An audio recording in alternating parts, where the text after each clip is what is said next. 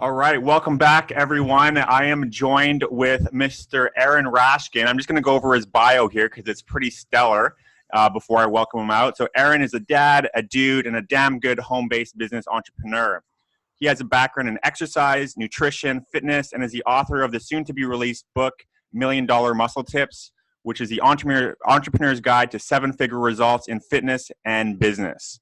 Aaron has earned over $1 million in 3 separate companies in the last handful of years and has sold over $10 million of his own products since going full-time on the internet for 10 years, which is impressive. And more impressive than that, you've been an entrepreneur full-time for 25 years.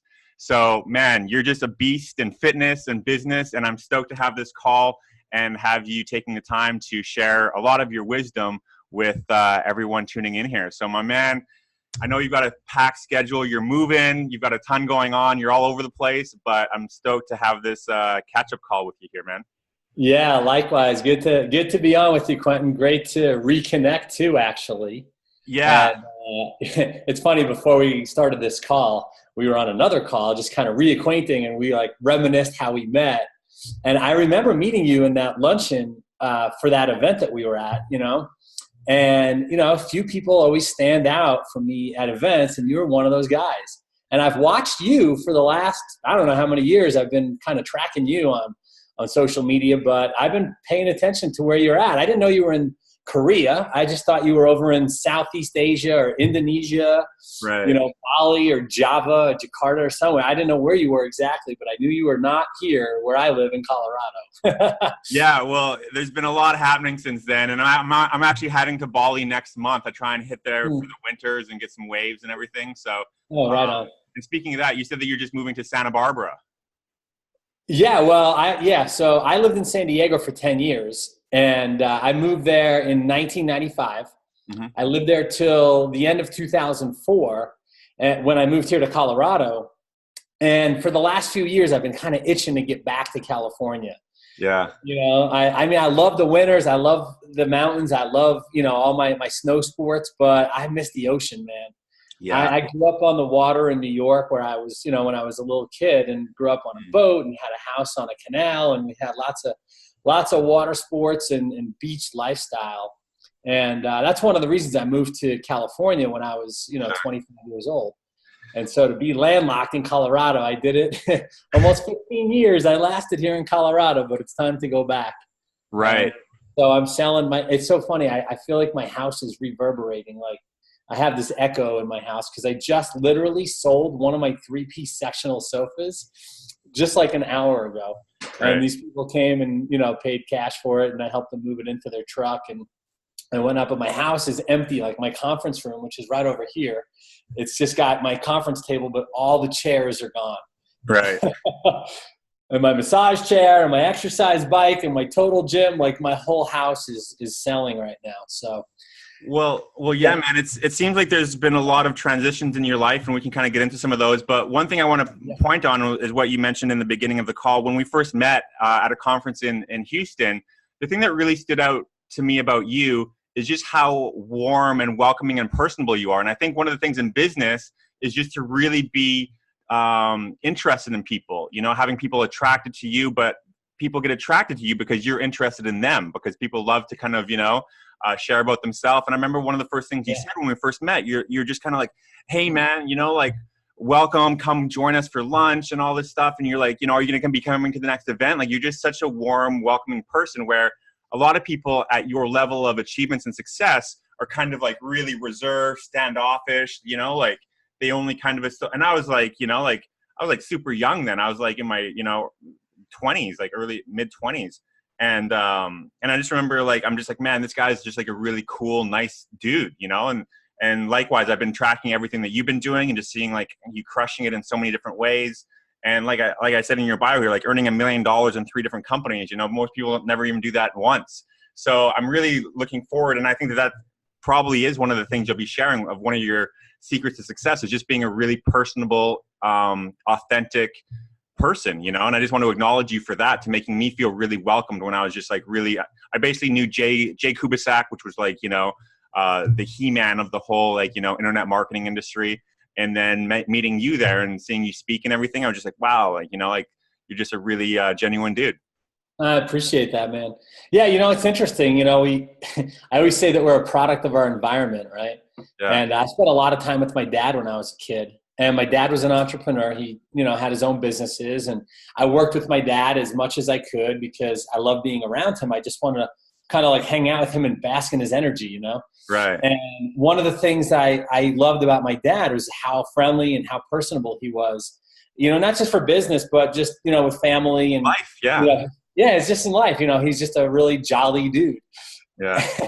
And it's funny, like we really do become just like the upbringing. Like if we're around our families a lot, we really take on a lot of their qualities. And I'll never forget this. One of the we always take something we learn from like all of our mentors, right? Like I have so many mentors. I've had dozens and dozens of mentors, people that I've personally worked with over the years, whether I've invested in coaching, with them, or I purchased their products or went to their events or, did whatever bought their courses. And, I've invested hundreds of thousands of dollars in my education. Right. Yeah. And one of my mentors said something to me one time that I had already kind of figured out on my own. But when he said it, it was just so familiar. It was like that law of familiarity. It's like when you have that moment where you have like, it's not a deja vu. It's what I call a vujade. It's almost like you felt like you've been there because you already were. You know what I mean? Yeah. It wasn't like you imagined it. It was like I knew I had already experienced this and I'd felt it. And he said to me one time, and this is very, very common in like the networking and direct sales and the entrepreneurial endeavors, like the industry of entrepreneurship, right? Because we're kind of a cult, right? Yeah. They say 97% of the people work for the other 3%, right? Wow. So for those of us that are entrepreneurs, this is very common. But when I heard one time somebody say, be more interested, right, than interesting, I was like, well, that's kind of like how I already do my life. Like I always like to interview people. I always like to ask lots of questions. Right. And, that's always done me really well in business. Always done really well. Well, I think that's just kind of so rare nowadays, and to be able to have connections with people, because everyone's so like, just the fact that we're having this call today. And one of the big reasons, to be honest with you, why I started this podcast was to fill my void of living abroad, where a lot of people don't speak my language and aren't like-minded like me, wanting to be involved in personal development and entrepreneurship and stuff like that, is to start this, to be able to have a platform, to have an excuse to reach out to people like yourself and people that have been mentors, to kind of like really have engaging conversations. And it's been really, really amazing. And I think what you said is totally true. Like I'm just so interested in other people's stories. And that's why I want to give them a platform here to share it, because it's good for me, but it's also good for them to, get more exposure, and good for people that don't really have access to a lot of people like yourself and the people that, your mentors, because a lot of people don't really have positive influences in their life. Like if you look at people just in the routine of just kind of going through the same old thing every day, they don't really have a lot of place for inspiration and empowering conversations. So that's one great thing about this industry in general, Yeah, well, one of the things too, I mean, because of the society we live in, right, this desensationalized world of social media, right, a lot of times we feel like we're connecting with people because we're following them on social media, right? We're watching their videos, we're listening to their audios, or we're reading their posts. We're just kind of like peering into people's lives, right, through audio, video, and photos, really, a lot of text and whatnot in posts. And so to have the personal touch is everything. Like, it's so funny because for years, a lot of companies, they went, from this like high-end customer service to, these automated menu-driven teleprompters, right? Like, I remember Movie Phone, right? When Movie Phone came out, and you would call and it would say, "Welcome to Movie Phone." I remember that. Yeah. Press 1 to buy tickets. Press 2 for local theaters, right? And I remember sitting there one time and I'm like, okay, this is really cool. And then this is, going back like 15, 20 years ago, right? But then over the course of time, now when you call a company, you hope you get a real person, right? Because it's almost like we have become so automated and so, desensitized to the human, connection, that having conversations like this, and that's why I still use the phone. That's why I still pick up the phone. I do a lot of calls, with people that I'm doing business with, whether they're, like customers or their clients, or they're people that I do coaching with, or they're members of my team, whatever it is. I love to work on the phone. Now, of course, one-on-one is impossible with everybody. Yeah. But I do my best to have some kind of a personal touch with everybody, personal contact, whether it's, like a quick, 5-minute phone call on Facebook, or it's a group call with other people that are in a mastermind with them. But this personal touch is everything. And what's going to separate, the most successful people in this economy are the people that really do love people. And, one of the things I always say, Quentin, and I'll pass it back over to you, I'm sure you got lots to talk about here, is that in business, right, our product is never really our product, right? Our product is people. Yeah. And when we learn more about people, then we learn about our product, whatever our product is that we market, right? If we learn more about people than we learn about the product, then we've just learned more about the real product that we market, which is change. Wow. That's powerful, man. And that's so true, because, one of our mutual friends and mentors, Mike Dillard, in his book, Magnetic Sponsoring, he talks a lot about, you want to market, not the drill, but you want to sell the hole that the drill will make, the solution to people's problems. And that's just something that people focus too much on, the features and benefits, but not so much on the actual result that it's going to get. Right. And I think that's really a key distinction there. Yeah, absolutely. So, speaking of that, like looking back at that event where I met, you and guys I looked up to, like Mike Dillard, and seeing the change that they've made. Like Mike's got the #1 podcast on iTunes right now for business and self-help, like self-made man. Like there's just so many people that came from that time of, like early internet marketing, that are just like making a huge difference in the world, like it's pretty awesome to see people's progression and everything. Yeah, Mike was my sponsor actually in the company that you and I met in. Oh, wow. Okay. Yeah, he was my sponsor at CC Pro and WMI. So I know Mike fairly well, and we've worked together in a couple of different projects, and we spent some time together personally. Like my ex-wife and I used to drive up to Aspen and visit with him and his ex-wife. Now, we were all married at the time. Right. So we used to spend a lot of time. Our families spent time together. Our kids got to know each other. And Mike was, he came here to Colorado for my 40th birthday. Several years back. So, we're pretty tight, and we don't spend a lot of time anymore. We don't keep in contact, but yeah, there was a big transition, back in 2000, I think around 2007, 2008, when a lot of us came from the traditional, home-based business, multi-level marketing arena to the internet.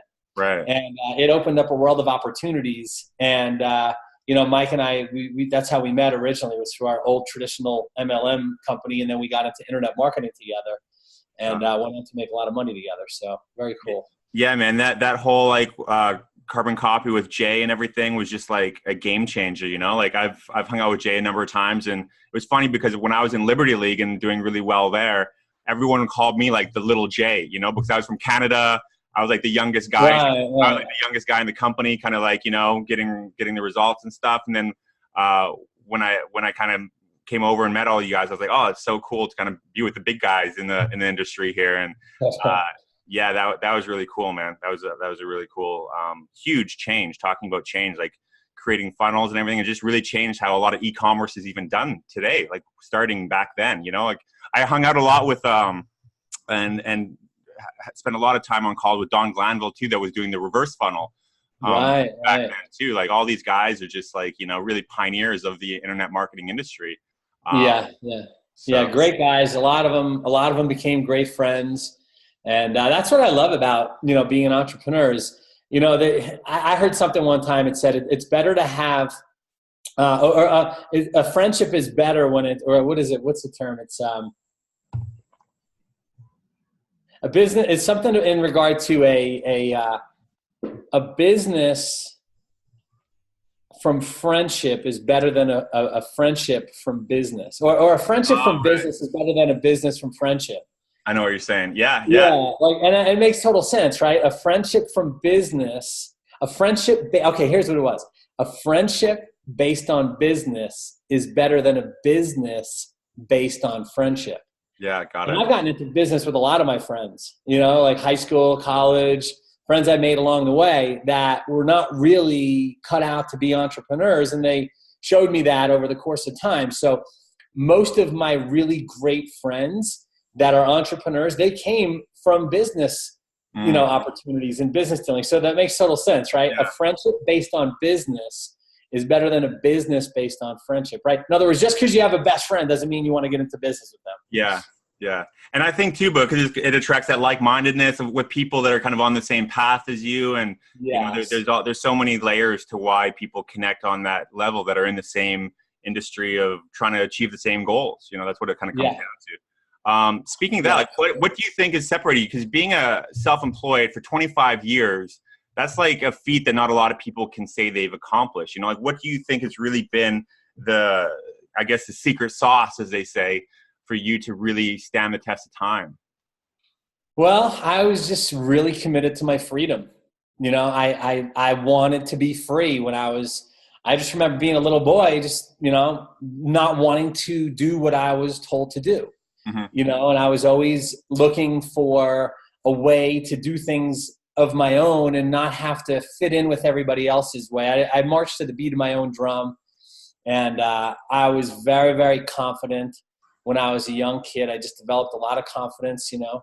Right. And now what's interesting is that I came from a very broken home. You know, my parents loved me, but they didn't love each other. And it was pretty obvious by the way they showed up for each other in their marriage. And, you know, I have a sibling, my older sister. She's 2.5 years older than me. And we used to watch, you know, our parents and the way they communicated and how they, you know, interacted with each other. And I knew that my family was not like the other kids whose parents were together, you know? Sure. Right. Yeah. So I grew up with a little bit of insecurity. I lacked, you know, self-esteem. I had a really poor self-image because I think as a kid, you know, we take on a lot of the blame, or we think it's our fault if our parents aren't getting along or there's fighting, and we get, you know, we developed this very, very, you know, self-conscious personality. And, you know, so I had a lot of confidence, but I had a very low self-esteem when I was a kid. Right. And, you know, those two are a very dangerous cocktail when it comes to, you know, being on your own and not having adult supervision. And so I got myself in a lot of trouble when I was a kid, a lot of trouble. I mean, you come to one of my family dinners, Thanksgiving or holidays, you know, and my parents start talking about, you know, the things that they had to go through parenting me. Right. It's quite a funny conversation. I mean, there's a lot of, you know, excitement that I brought to my family's life. Let's just say life was never dull. Right. Well, but, you know, I don't regret a blade of grass that I walked over to get here. I mean, I've done a lot of things that I'm not real proud of today, but I don't regret them because they make us who we are, you know? And my commitment to freedom, however it looked, right, to people on the outside, you know, that was just me being super rebellious. And it was a way for me to really discover, you know, where I needed to evolve as a human being.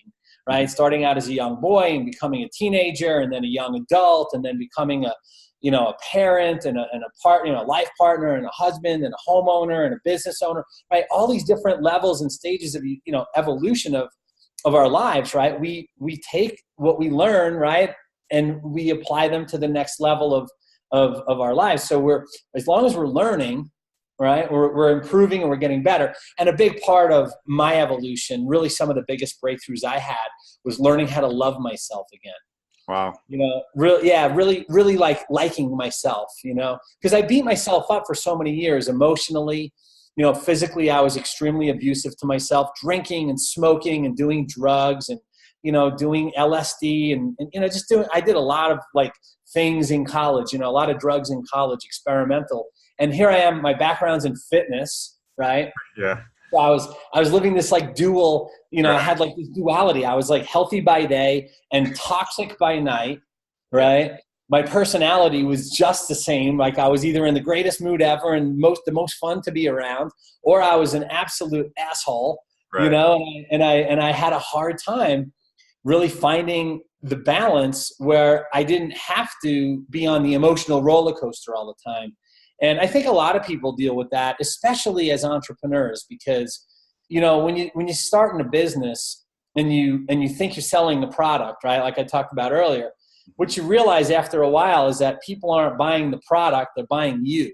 Yeah, right. And if your product has great value, right, they perceive that the product has value. Or if you're marketing, like just to say you're a coach or you're doing some kind of service or whatnot, right? You're offering a service, right? They're buying that too, but it's really you that they're buying. And when you don't buy yourself because you don't love yourself and you don't feel good about yourself, it's very difficult to make money in business. Yeah. So I struggled for years, right, in entrepreneurship and different models, different types of businesses and products and, different kind of opportunities. I joined a lot of different network marketing companies and I started my own product line. I had my own private label sports supplement product and I would hustle my ass off. I'd go out and pound the pavement from 6 a.m. until, 8 or 8:30 that night. And I had a one-man band going on. I was doing everything from front to back, top to bottom. And I burned myself out and I couldn't travel or take vacations because if I didn't show up, I didn't get paid. It was a linear income. I bought myself a very pricey job, if you will.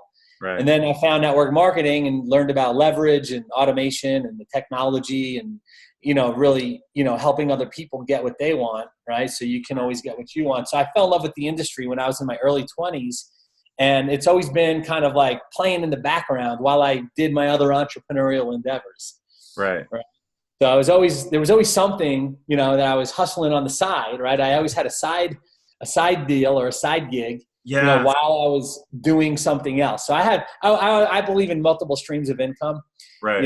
And I say if we have residual bills, we should have a residual income to go with it. Yeah, that's so smart. Like I've got a book that I'm putting out soon called Money Hacks, and it's got like 25 different ways for people to kind of have side hustles because nowadays, like you said, everything's so expensive, man. Like, it's just crazy. Like, when I was back in Vancouver this summer, I was just, like, blown away, like, rent. I live on the beach here for, like, a fraction of what I was paying in Vancouver, Like, it's just, people need to have – and that's why I think this industry and there's so much more opportunity of people trying to start their own businesses because they just have to. You know what I mean? Like, it's just a necessity in most cases. Yeah. And you know what, just to backtrack, the reason why we reconnected here, because I saw your post, congratulations about being sober with no alcohol, no weed. And I kind of reached out to you saying that, hey, it's going on 2 years this coming January for me. That's been pretty much the same. So that is awesome, man. Congratulations to you too, Quinn. Yeah. I think that it's a conscious decision because I was doing the same thing. I would be here getting smashed, going to clubs till 6 a.m. on a Saturday and then going to church, like hungover Sunday, like, I'm like, this isn't really authentic. This isn't really in integrity. And it wasn't just that. It was just like, I basically lived like this since I was like 18, partying in university, playing basketball, getting hammered with all my boys basically every weekend after games. And I was just like, how long do I want to go on like this for? And I made the decision, like in January, I was like, I'm going to do it for a month. And then, like I said in my message to you, I'm like, after the first month, it gets easier and it just gets easier and easier and easier. Until it's like, I don't even want to go out and do that anymore because I feel so good how I am now. And I think for you, because how long has it been for yours? It's been just a little bit over 11 months. Yeah, that's amazing, man. That's so good. Actually, you know what? Tomorrow is exactly 11 months because I stopped. The last time I drank or got high from smoking marijuana was on December 30th. Of 2017. So tomorrow is actually 11 months exactly. Wow. That's a huge milestone. And like, was there anything that kind of triggered that? Or was it just kind of like a conscious decision saying, hey, I want to just, clean this up and delete this out of my life for a while? Or what was kind of, I'm always just curious what other people.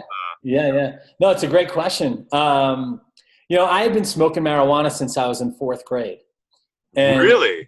Yeah, I was 10 years old when I started getting high. I got high from, my parents' weed. I found my parents' joints. It's funny, we had dinner with my parents the other night, and was telling my parents how I used to steal their joints out of a little silver joint case that my stepdad had when I was, in 4th grade. My best friend and I, we used to steal our parents' weed. And we'd get high in the woods and, smoke their pot. And so I've been getting high since I'm 10 years old, right? Wow. And so I lived my whole life like that. Now, I wasn't like, I wasn't a burnout. Like, I wasn't sitting around high, you know, and not being productive. Like, I was a functional addict. Sure. Right. And I would smoke before I went to the gym, or I would smoke before I went to class when I was in college, or, you know, I would smoke before I got on the phones and prospected for my business, or when I, you know, I would smoke before anything I could possibly smoke for. You know, I would show up high, and people just got used to me like that, you know, and my family knew, my friends knew, you know, my girlfriends over the years.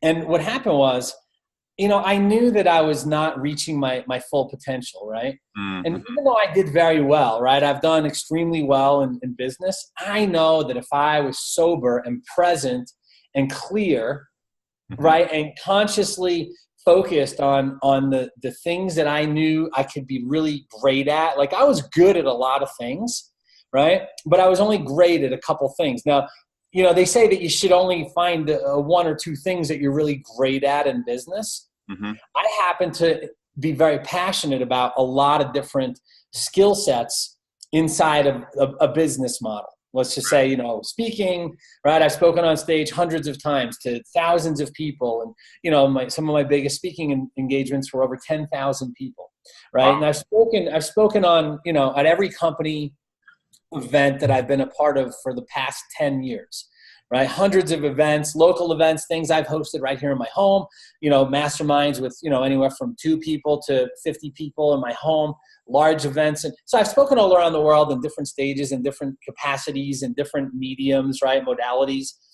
And I love to copyright, and I love to, you know, sell and write and build funnels and all this stuff, right? So I was good, you know, in all of them, but I wasn't great in all of them. And I knew that if I was focused and present and had the clarity of being sober, right? Not only would I be treating myself better, but I'd be treating my business differently as well. And I, you know, about a year ago, I met a very, very special lady in my life, and she had been sober for almost a year. And I'll never forget this. We had a party here at my house. It was the night before New Year's Eve, just this past year. So it was 2017.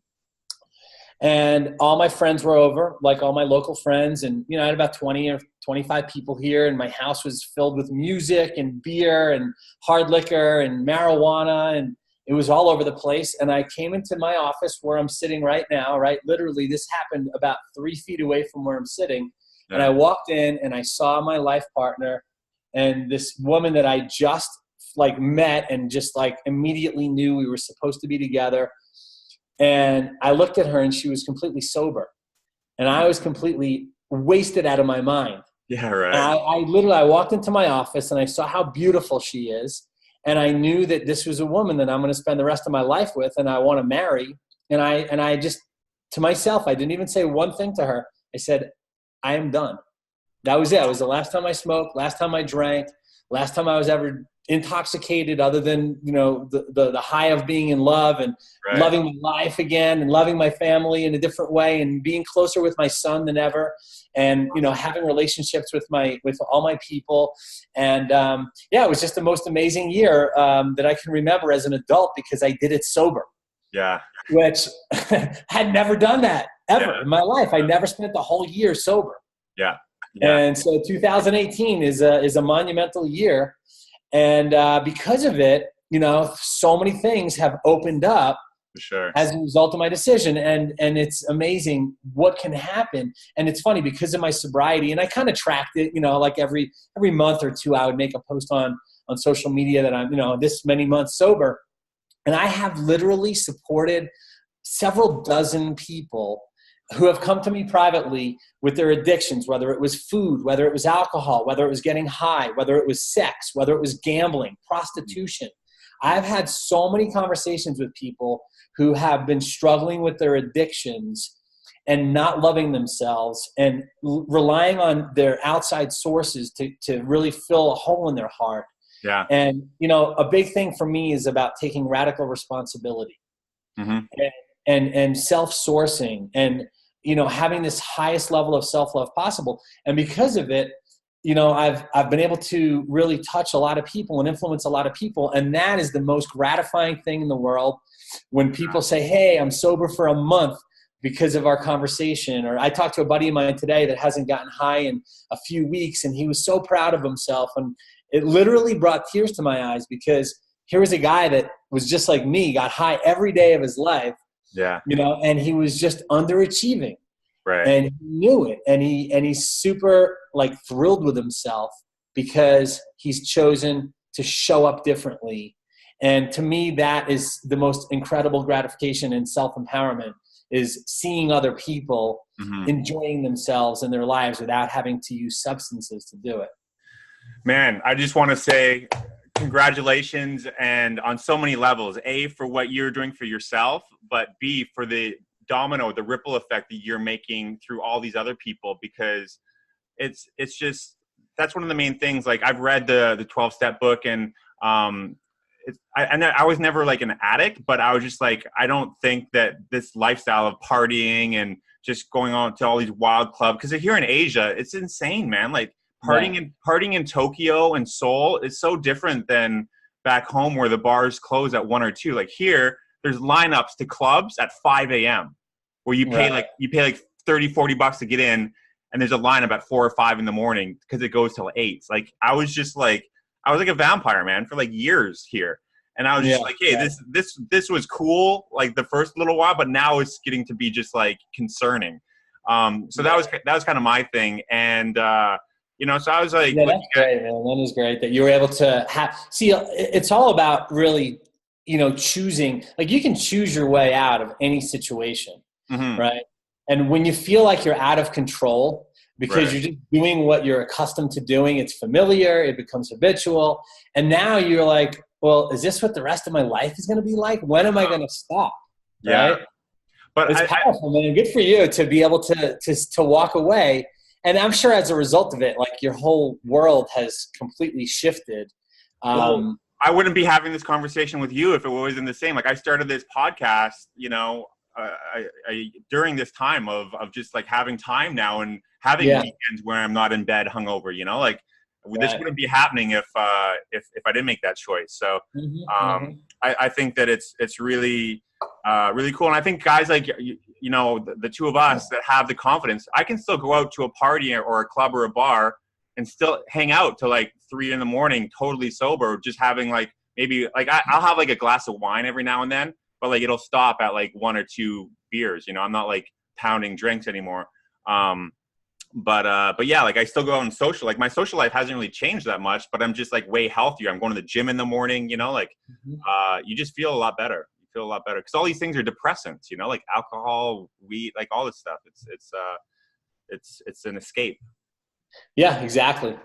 And when you can be present with yourself and you can, you know, rely on your own, you know, sourcing for the love and for the connection and, you know, for the ability to really feel like, you know, it's okay to have fear. It's okay to have pain, right? So like I use this example a lot in my coaching. Pain is inevitable, right? We're all going to feel some kind of pain. Now, we can even choose ourselves or choose our way out of pain, right? Like somebody hurts us or we expect something that's unmet, right? An unmet expectation. Right? We could have these things, whether it's in business, it's in a personal relationship, with our families, with our finances, with our physical or our spiritual health, right? We're bound to get, you know, disappointed over the course of our lives, you know, and we can choose to, you know, be appreciative of the lesson, right? It's almost like, you know, we just have to be thankful that we're still alive is really the way I look at this. And everything, it's nothing's happening to us, it's happening for us, right? Exactly. Yeah. And when we choose, right, to be self-sourced and we choose to love ourselves and treat ourselves with the best possible you know, life of freedom, right? My commitment to freedom, this has always been the thing. I was a prisoner. I was in bondage to marijuana. I was in bondage to alcohol. I was in bondage to dulling the pain of my past. And as soon as I realized it's okay to be sad, it's okay to be disappointed, it's okay to feel pain, as soon as I faced it and I realized that I'm not going to die if I have a little disappointment in my life, I stopped being disappointed. Sure. I stopped being addicted to getting offended to things that were said to me or things that were done, right? Like the day we stop being addicted to disappointment is the day we set ourselves free. That's so true, man. And this reminds me of just like the past episode I did with another guy. I haven't released it yet, but he has over 1 million views of a court video that he took when he went to the family courthouse. And he basically did this incredible monologue for a couple minutes. I'll send it to you, man. Like it's gone viral. It's got over 1 million views. And he basically said about everything that's wrong with the family court system because he hasn't been able to see his kids for how long, and they're threatening to put him in jail. And this is like a young, like just a good dude, no record or anything. Because of these, he's unable to basically pay like the $1,000 a month that he owes in child support. He's like, look, I'm trying everything I can. I want to be part of my children's life. You putting me in jail isn't going to be a good solution here. And we had like I had a 2-hour call with this guy. And because I went through something very similar, you know, like I went through an incredibly intense, like crushing and traumatizing about 8, 9, 10-year court custody battle with my son. And I've been able to fulfill my responsibilities on that, do everything that I could, but not let that disappointment of being victimized stop me from making the best life possible for myself. You know, I think so many people use an excuse that something bad happened to them, or someone screwed them over, or they lost a job, or this person broke up with them or left them. And that's one thing I think that's great about you. I don't know how much you want to go down this road, but I've been following you and saw that you went through a separation, and now you've got another great partner that you're looking to create a life with. You know, like it's not saying that you forget about the past, but you kind of have to deal with, you know, what's happening to create the results and the reality you want. You know, like so many people get hung up on something, and I know it's hard. Emotional stuff is heavy. But I just saw this guy, just a light bulb went on when he's like, I can choose to be happy. I can choose to still create the life. I can stop letting this affect me, you know, and you know, like I think a lot of people need to realize that you can choose to respond or react, you know? So Yes. Yeah. See, when we're unaware, right? When we're not yet awoke, right? It's almost like when we don't know that we create our own reality, right? Mm-hmm. It's not our fault, because we're unaware. Like you don't know what you don't know. Mm-hmm. So at first it's not your fault, but as you are awakened to more possibility, it becomes your responsibility to choose. This is why I said you can choose your way out of pretty much anything, right? I mean, I went through a divorce. I went through a $20 million lawsuit. I went through an IRS audit. I got thrown in jail for defending myself and my son in a domestic violent attack. And I had a criminal attorney, I had an IRS attorney, I had a lawsuit attorney, I had a divorce attorney, and I literally paid, you know, attorneys to defend me and keep me out of court so that I could literally, I chose to focus on myself, my well-being, my emotional, security, the emotional well-being of my son. Mm-hmm. And my family, right? The people that I'm closest to in my family, right? I was also starting a new relationship. Now I could have chose to dwell on, oh my God, I'm being audited for $130 million or $130,000. I have a $20 million lawsuit. I just got thrown in jail for defending myself and my son in a domestic attack. I could have dwelled on all these things, but what I did was I focused on the things that I wanted to have expanded my life, my relationships, my friendships, the business that I was a part of. And in that process, in those months where they were the heaviest, right? These things were the heaviest. I earned my $1 million ring for the business that I was building.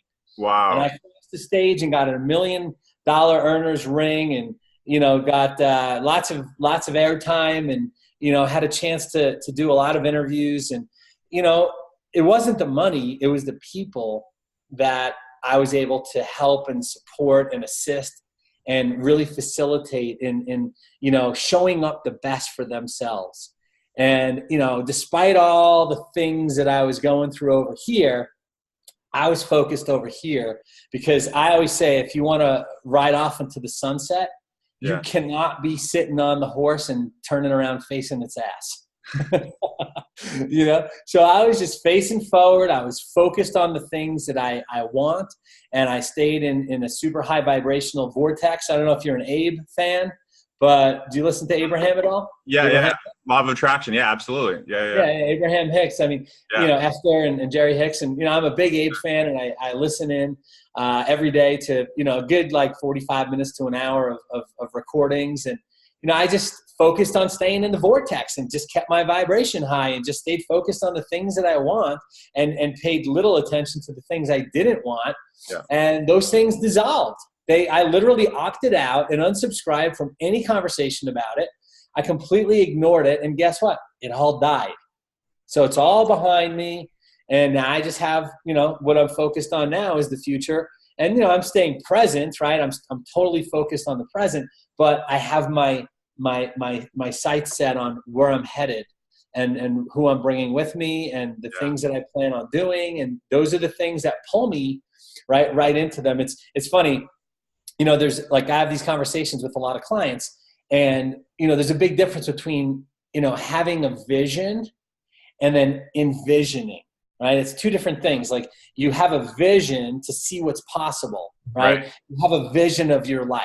You can see yourself, having a successful relationship, getting married, having kids, having a dream home, having a dream lifestyle, having this, this income that you think will make you happy, right? Mm-hmm. Well, that's called having a vision. But see, envisioning is when you let go of the need to have it. And because you hold it so loosely, that vision that you've cast actually kind of draws you right into it. So you're envisioning by releasing the need to have it. And because it's so clear, right? You've created this vision that's so clear. By envisioning, you actually let go, and it pulls you right into the reality that you wanted to create. And so, I knew that I was going to create a new relationship, with the type of woman that I'm with. I knew my relationship with my son, how it was going to turn out. I knew how my book was going to go. I knew exactly how I was going to re-enter back into, the business world after I decided that it was time to, start building in a new arena and whatnot with different niches and so forth. So I've had this vision, for a long, long time. And when I let go of the need to make it happen now, it just drew me right in. And here I am living the dream that I had envisioned all along. That's amazing, man. And I think that speaks to my first question in the beginning here. I said, what's your secret sauce? And I think that what you said there was so profound that you just did not get distracted by all the bullshit that comes into everyone's life, whether it be family stuff, finance stuff, relationships. It's so easy to get that locked in this kind of downward spiral. And you literally set up a plan of attack to not avoid dealing with that, but just a game plan that's going to be like, look, this is where I'm going. Yes, I have to deal with this, but I'm not going to let this consume me. I'm going to keep my eyes up here, put systems and people in place to help manage this, but I'm not going to let this take over where I'm going. And I think that that's like the opposite of what most people do. They put all their focus on what they don't want to happen.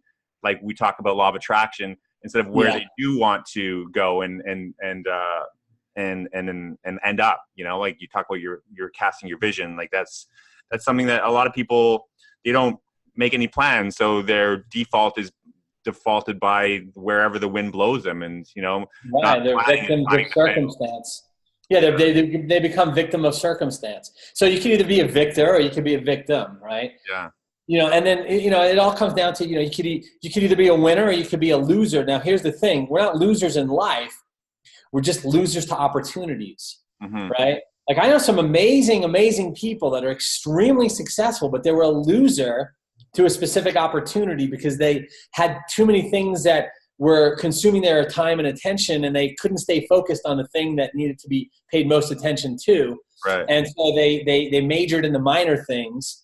Yeah. And they forgot that we want to keep the main thing, and they wound up being a loser to the opportunity. And that happens very common. It's very common for that to happen. It happens very often, especially in entrepreneurship, because a lot of times we get excited about the possibilities. There's so many distractions nowadays, right? Like it's crazy. Like I just read a post earlier, this guy saying that it's almost impossible these days to sit down and do 2 hours of focused, uninterrupted work.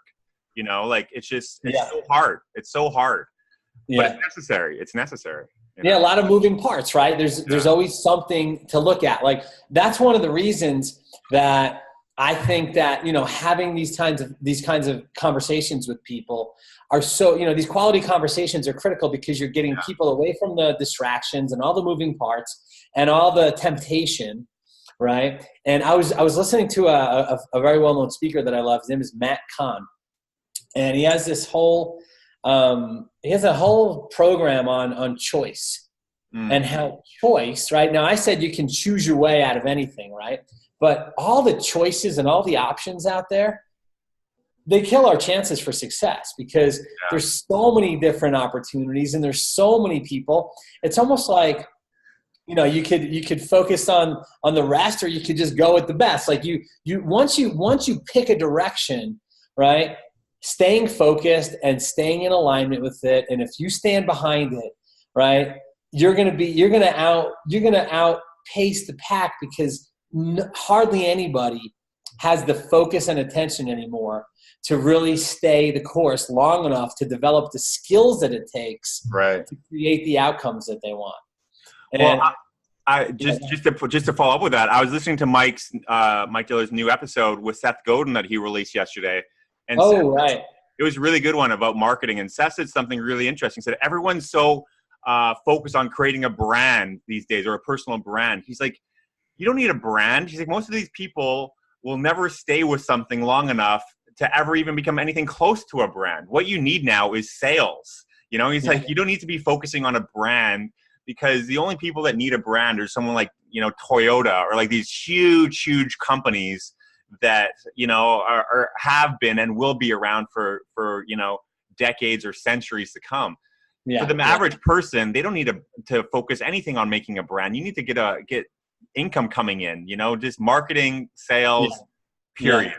It's funny. I just started a new business, like literally a couple of days. I went out of town for 2 weeks, and a couple of days before I left, I started a new business. And then the first half of my trip, I was just focused on vacationing and traveling and just, getting back to the West Coast and whatnot. And so I really didn't focus on the business. And, literally just a few days ago, I made a post and I made an announcement that I partnered up with, a very big social media influencer. And, I haven't posted on Facebook for, I think, 3 full days. Yeah. But these last 3 days, my business did thousands and thousands of dollars in commissions for me. And it's like, I'm looking at my Facebook. I'm like, oh, I haven't even posted since Tuesday. It's now Friday night. I haven't made one post in 3 days. And that's not always the case, because sometimes I'll post, every day, couple, 2-3 times a day. Mm-hmm. But I've been so busy selling and getting new business on board so that I could create a fast start story, because your fast start story in business is so critical, because it's the story you'll tell for the rest of your career in that particular business, Right. And I believe in the laws of momentum, that, when you focus on something long enough, it's almost like a shotgun mentality versus a rifle, mm-hmm. right? A shotgun fires these little, or metal pellets called shot, right? And the further the distance that the shot travels from the barrel of the gun, the less of an impact it has, right? Sure, right. So, a lot of people shoot, with a shotgun, and they hit a lot of different things, and sometimes they hit nothing. But when you have a rifle, you have one bullet, you have one barrel, and you have one trigger, and you pull that thing, and when you pull it and you're in alignment with what your offer is, and you stand behind it, and you believe enough in it and yourself, whatever you hit, you destroy. Yeah. So I that's how I do business. I get so engulfed and so encompassed in focusing on sales that I'm not out there building my brand on Facebook this week, because I'm too busy making money. Exactly. I think that's a really key point to make that distinction, because so many people are focusing about like their brand or their logo for something, and just do it. Like there's guys that I was talking about doing a podcast with, like, that they wanted to also start a podcast, right? Around the same time I got mine started. I'm at like 22, 24 episodes already. They're still trying to make their logo perfect, like, you know what I mean? And I'm just like, dude, like, just get into it. Just start it. Just do it. No one pays attention to the little details anyway. Like, you don't need you don't have to get it right. You just got to get it going. Yeah. Well, do you want to take a moment, man? Like, I saw that post. If you want to share what you're doing now with it seems pretty interesting. Go ahead. Like, floor is yours if you want to kind of Yeah, sure. I don't mind sharing that at all. Well, I'll just give you the short version. I'll give you like the high level overview, but the real short story. Yeah. So my background is in fitness and nutrition, right? I was a personal trainer in college.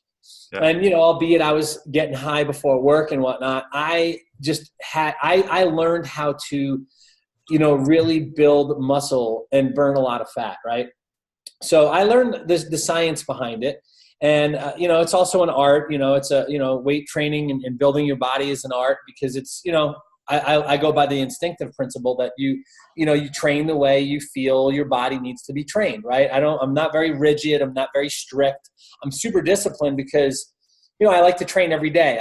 I broke my back when I played high school football, and I recovered and recuperated and really rehabbed my back through weight training. So I have a lot of years, over 30 years of experience in fitness and nutrition. Wow. If people, go to my fitness, site, they can see the list of credentials that I have in the fitness industry. Anyway, long and short of it is that, I'm going to be 48 this year. Wow. And yeah, you don't look it, man. I've seen your pictures at the gym when you're freaking ripped, dude. You're a beast. So that's impressive. Yeah, and I'm all natural. I never took a steroid. I never took any kind of anabolic steroid or any kind of drug to be stronger or bigger than my body is supposed to be naturally. Yeah. And but I've experienced a lot of injuries over the years. I broke my back playing high school football. I tore my ACL and meniscus in my left knee. Also domestic accident, trying to avoid a domestic accident. I almost had my left elbow or my left arm amputated because I developed cellulitis in my left arm, and I had invasive surgery through my elbow. I've got weight displacement. I've got, shoulder impingement. Well, about 3 months ago, I had real bad nerve impingement in my shoulder.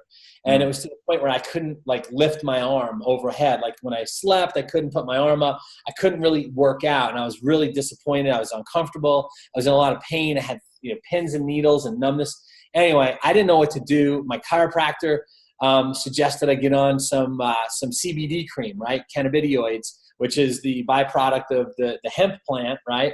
Not the part that gets you intoxicated like the THC from marijuana, but the non-active ingredient when it comes to intoxication. But it's got over 40 medical benefits. So he gave me some cream. He adjusted me to relieve some of the shoulder pain, the impingement in my nerve. And then he put some cream on, and it was amazing. Like for a few hours, I was like, holy crap. I'm like, I can move my arm. I was super excited. So I started researching, and I wound up getting a whole bunch of product from, sources that were not even network marketing.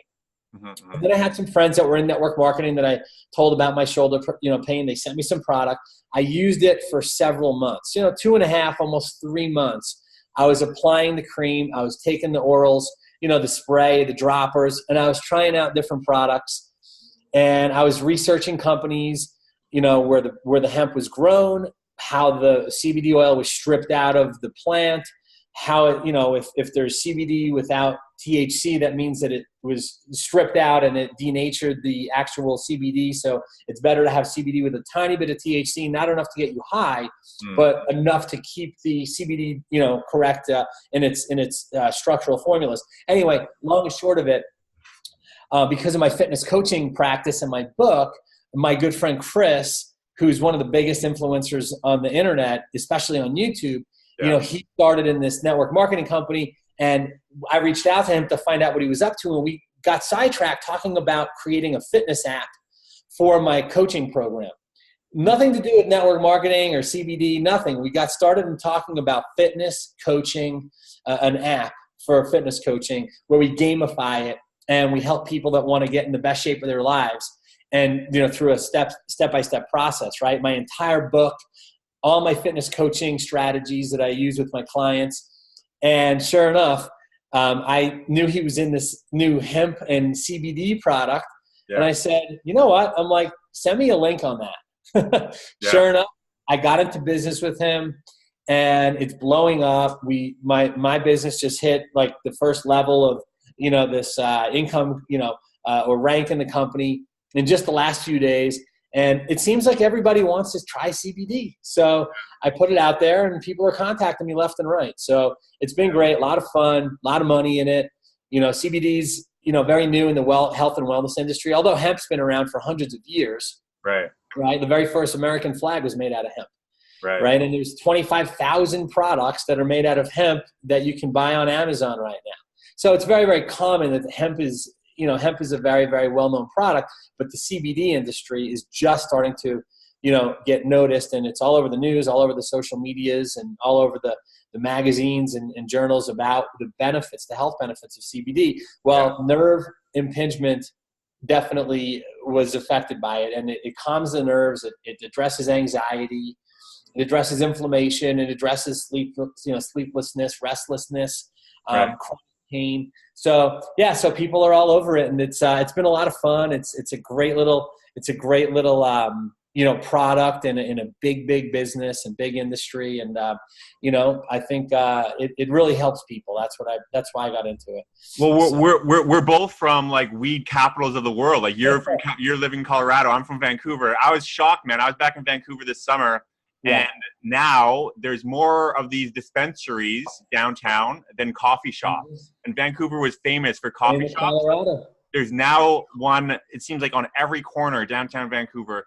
And I'm just walking around. I'm like, everyone's fucking stoned. Like you just go into you just know, like the whole society seems that it's just kind of shifted. Everyone's walking a little slower down the street. And I was just blown away by it. I'm like, this city is going to become like the next Amsterdam, because I've been to Amsterdam. It's fun, and I had a great time there. But Vancouver, it's a total stoner's paradise, because it's right. There's all these beaches on the west coast, the climate and everything. Whereas Amsterdam, it's more of like a hustle and bustle, big kind of cosmopolitan city. It's not as natural, not as much nature, mountains. And the same with Colorado, all the mountains and snowboarders and stuff. So I think, like what you said, like cannabis, look at the stock market, man. Some of the biggest gainers this year were all stock companies, or marijuana stocks, weed stock companies, right?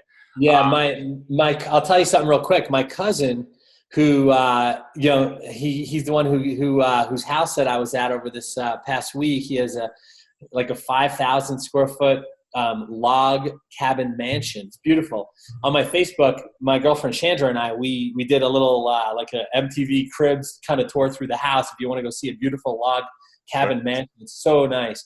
Anyway, he's very, very wealthy young guy, my cousin. He owns the Core Institute, which is one of the largest orthopedic surgery centers in all of the United States, and he owns it. He and a couple partners, and so he said to me while we were eating, dinner at Thanksgiving the other night, he said, patients ask me every day about CBD. Should I take it? Where can they get it? So he's excited about the CBD, product itself, just, because it can help his patients. Right. And he said to me during dinner, he said, where I made a lot of money this year was in marijuana stocks. Yeah. He invested lots of money, and he made a ton of money, millions of dollars in marijuana stocks. And because the laws in the U.S. are changing, right? Because, the government obviously realizes now that, it helps people that have chronic illness and pain and cancer patients and, patients, like any kind of medical challenge, where, the opioids, the opioid law now, marijuana is the most amazing. See, here's the thing, what I never understood about marijuana.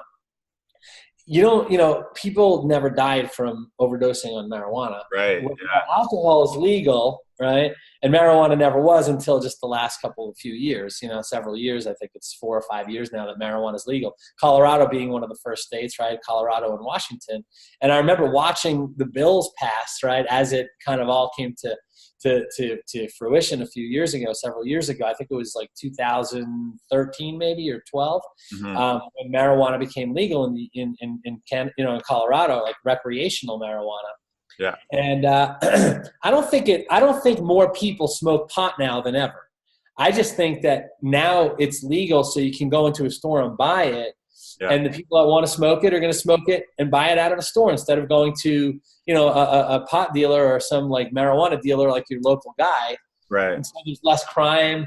Less crime for sure. More tax. The province or the state is making way more money. Like, I did the last episode I just posted, episode 21, I think, was called Cocktails and Cannabis. I interviewed one of my best friends. She's like a huge Bacardi rep, travels around the world with Bacardi. and trains bartenders and stuff. And he said that the thing that they're working on now is cannabis cocktails. That's going to be the next big thing to hit the market, is just all these big brands like vodka, Bacardi. And he already talks about it, like, that they're already putting systems in place to roll out the next, cannabis cocktails. Really interesting talk I did with him, because he's been in the industry for a long time, and he's from Vancouver, and he's like, yeah, man, it's just like a cash cow, like it's a no-brainer. It's a no-brainer. It's funny because, early adapters and early adopters are the people that obviously make the most money, but because it's legal now, it's almost like a level playing field, and the average person can't go out and start a dispensary because they don't have the kind of money it takes to buy the product and have a storefront and pay a lease. Mm-hmm. And then there's people in the cannabis or in the CBD industry that, you got to bottle it. You got to learn how to extract it. It's got to be, put into in a label. So a lot of these companies now popping up, these network marketing and direct sales companies, offer the average person an opportunity to cash in on the CBD and the marijuana revolution, right? The hemp revolution. And again, it's just another feather in the cap of the internet that, we didn't have this 25, 30 years ago when I first got started as an entrepreneur back in the early 90s. The internet wasn't really, known yet. So we had to do things old school. Now we have technology, we have leverage, we have, all the social medias, which really level the field for anybody to start a business, be an entrepreneur, and work from the kitchen table and get rich.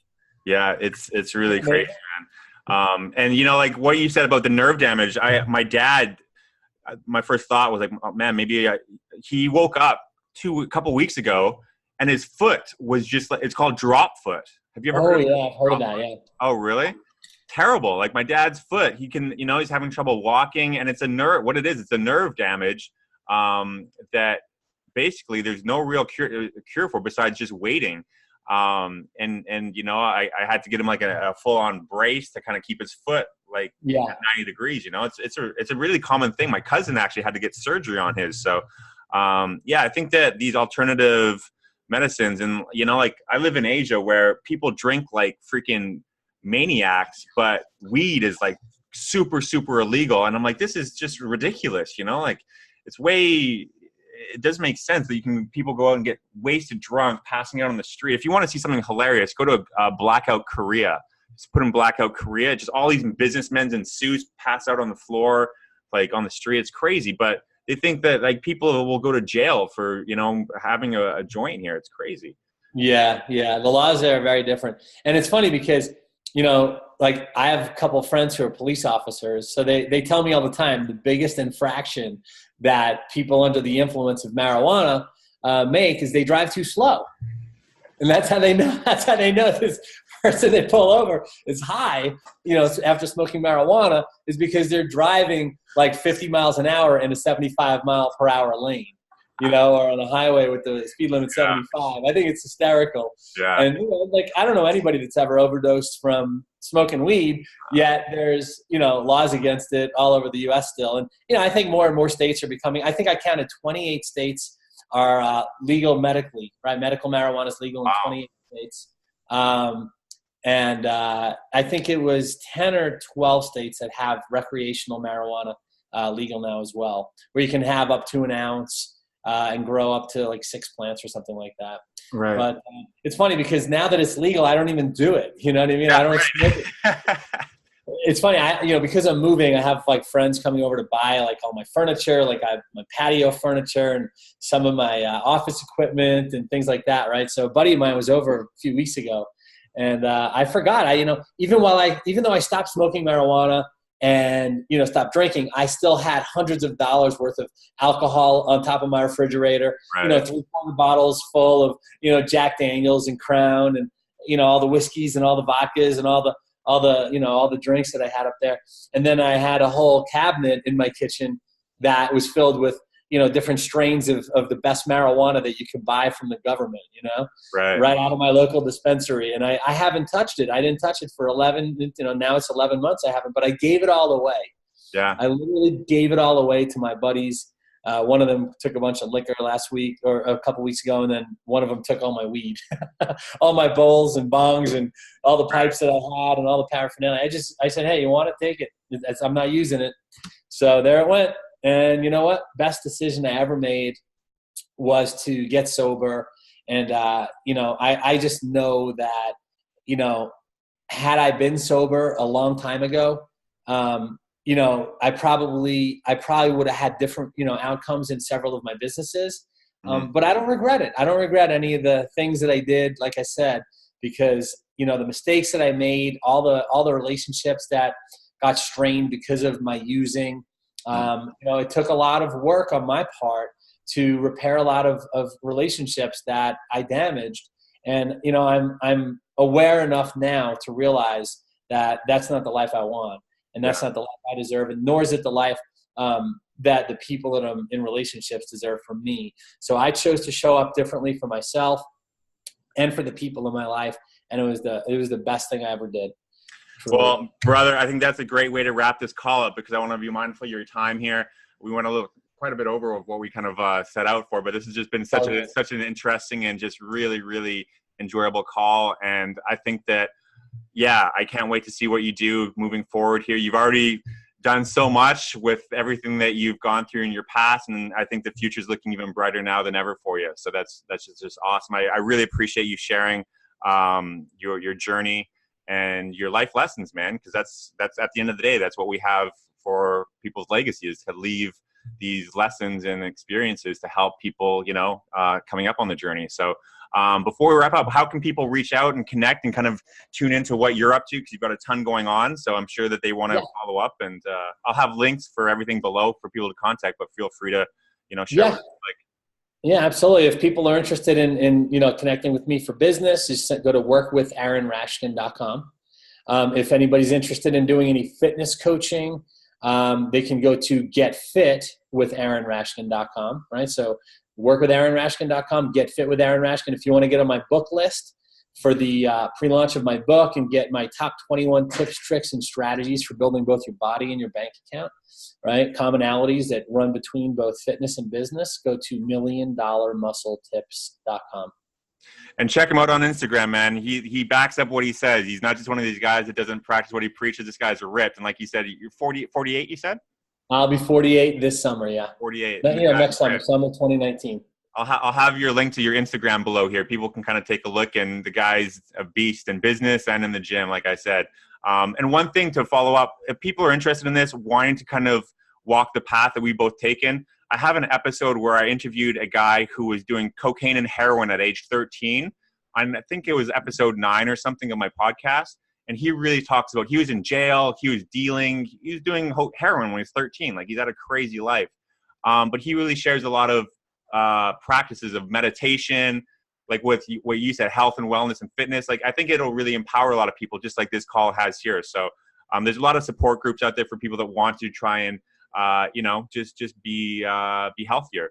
And I think what you've done is great with your friends that you've kind of reached out privately to you. I've had a number of reach out to myself that I've been helping as well. I think that that's what people really need to kind of get them over that first step. And like you said, gets easier and easier and easier. And congrats on your 11th month today, man. I think this was a great day to do this call. So yeah, thanks so much for having me on, Quentin. I appreciate you and your friends, your fans, your followers, your subscribers, your listeners, your readership.